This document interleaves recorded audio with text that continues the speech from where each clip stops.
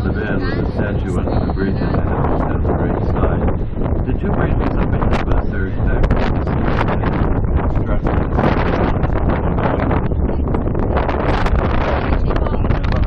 The bridge nearest to us is about 30 years newer. At that point, we looked back and waited for the seats to hold. Now, with the blender, it is clear. The Brooklyn Bridge was such an experiment, it might not have been built if you'd not been willing to pay for it first. Suckers came too late. Those wide stone towers took over a decade to build.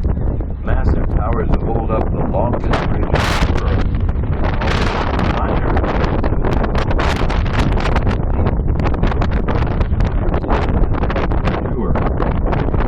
The public bought stock in the bridge. Guaranteed. A year to the day after the bridge opens, it goes public. That is, cities buy your stock back, and you're going to make a profit. You're going to pay more for a sure thing. And during the year you own part of the bridge, you're going to make money again. You paid for it in gold. It turned out it did not matter how much the gold was. No one's using the bridge. Just a few people were scared. It's just too big. Too many people, it's going to fall down. New York and Brooklyn solved that with a publicity stunt. It was a circus in town. They hired the elements of the circus. It did not fall. Next day, cities collected over $100,000 in tolls. The Brooklyn Bridge was an enormous success. Your stock is a winner. Now the bridge is retired. That is, the stock is retired. You can't buy it anymore. It only took 3 days for the first sucker that we know of to show up. He came to the toll booth late at night, demanding the money for the day's receipts. He did not bring them down. He brought a stock certificate and said, "I own it." They arrested him, threw him in jail. It's a crook. He convinced the police he thought he did own it. He had bought it that day. Phony stock certificate. Just came into town. They released him. They tried to warn people, look, this bridge is no longer for sale. Don't buy any stock. It didn't matter. People still kept buying the Brooklyn Bridge. Just too late. Now with those towers, the designer, John Rosen, the bridge, 6 times the width of ever have the whole subway.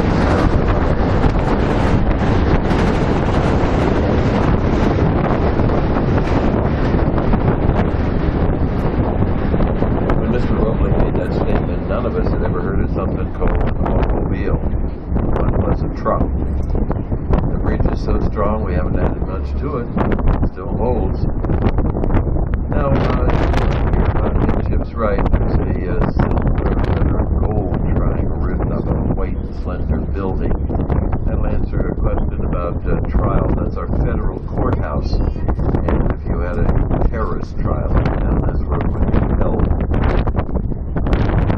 Now, as you come to the bridge, the view from the other side of the island here of World Trade Center, the two openings in the sky are going to be where the tower stood originally.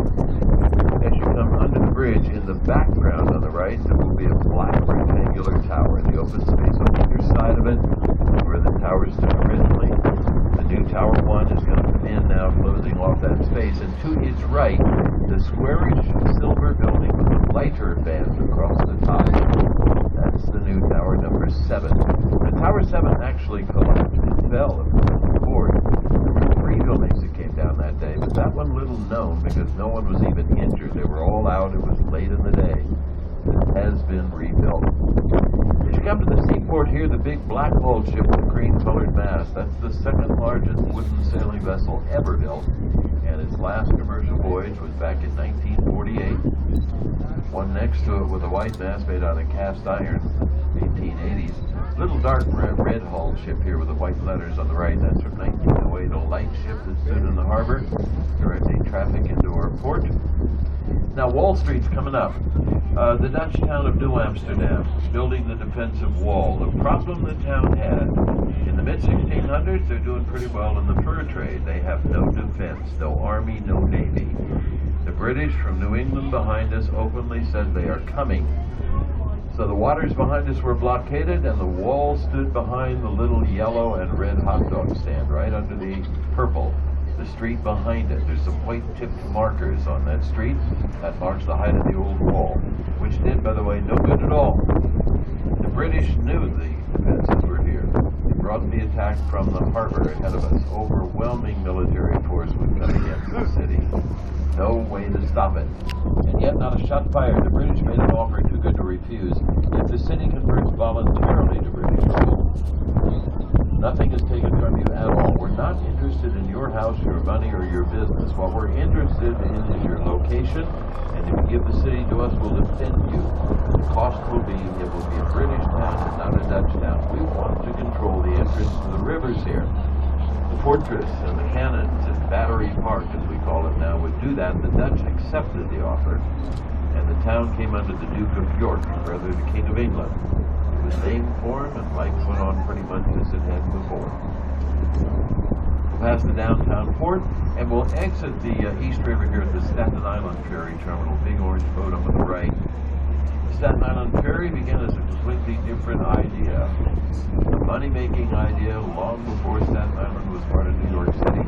In 1810, there was a 16-year-old boy from a very poor family who told his parents if he could get a hold of $70 million, he would buy a big 20-passenger rowboat, and his friends would row people to New York. There's no way to get here from Staten Island. He charged 18 cents a seat each way. They turned him down. Bring the